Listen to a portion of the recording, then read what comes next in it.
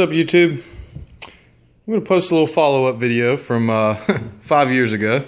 This is my 04 Subaru WRX STI.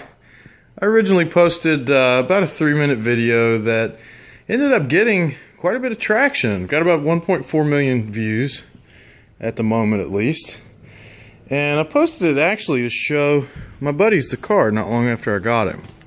And I had it set to private. A couple of them had some issues viewing the video, so I made it public and let the world see. And boy, did I get flamed. You bastards are rough. So the guy I bought the car from, his name was Augusto, down in Hinesville, Georgia. He was a military guy. He, at the time, I thought I'd estimated that he spent about 12 grand on the car. In mods, that is. He bought it new. It was about 33 sticker, the first year for the STI in the United States. But come to find out, he probably spent closer to 25,000 on mods. And it was tuned by Top Speed of Atlanta. It dynoed 454 horsepower and 441 pound-feet of torque in probably 2008 was when they tuned it. It's kind of dirty right now. And he did some things that weren't exactly to my taste, but I'm 31 years old now. When I bought the car, I was 26, and there were Lambo doors, so it had Lamborghini doors, which were a priority to me to get fixed and to put back to stock, which I did. And as you can see there, and man, you guys just killed me on the doors. And I knew I didn't like them at first. I didn't really want them on there. They got too much attention. They were a pain in the ass. You had to open the doors for everybody. And I posted in the comment that I didn't do it. I didn't do the mods to the car. I just really built it because I love the STI. This is my third Subaru. I had an 02, an 03, just regular WRXs, and then I got the STI. The doors weren't a priority for me to fix. You hate to spend money to put the doors back to stock. Let me just pop the hood here.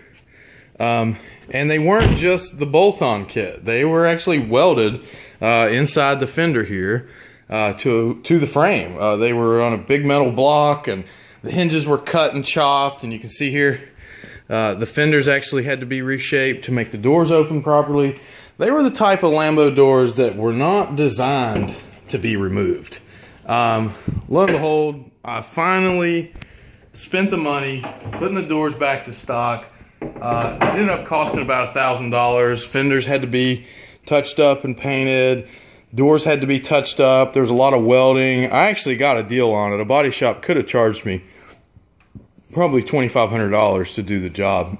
But I got a good deal with somebody I knew, and they put the doors back to stock. It also had a big, nasty, crazy sound system in it, which I didn't need. I'm a musician. I love music, but the car is kind of all the music that you need. As a matter of fact, it's still sitting in my garage over here.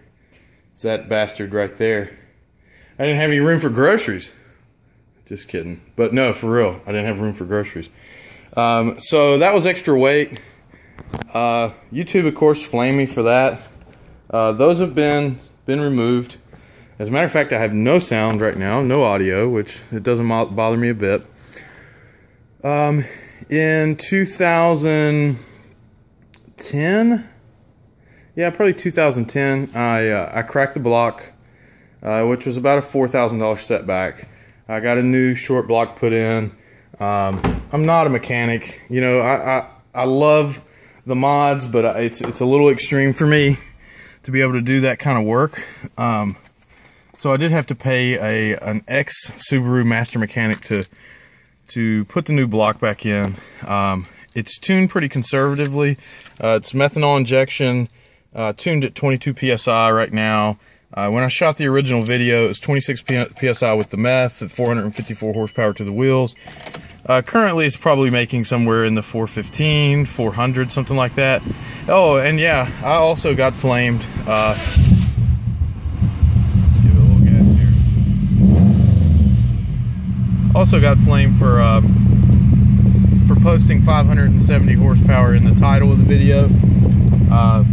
That was the estimated crank horsepower, because, you know, manufacturers rate these cars, well, not these cars, any cars, horsepower ratings are based on crank. So what's at the crank, not what's at the wheels. So whenever I made the video and I shared it with my friends, obviously I fluffed the number up a little bit using crank horsepower. But in the description I did put, you know, 454 all-wheel horsepower, which is the the power level on the dyno at top speed of Atlanta, Georgia. But it's running good. It's 5 years later. The body kit has been not very successful here on the bumpy roads in West Virginia. I had to raise it up a little bit. It's got a full adjustable suspension. It has been raised up a bit. You can see there. But the front of the car has been pretty chewed up over the years. But anyway, that's it. You guys are awful mean in the comments. Have a good day. Bye.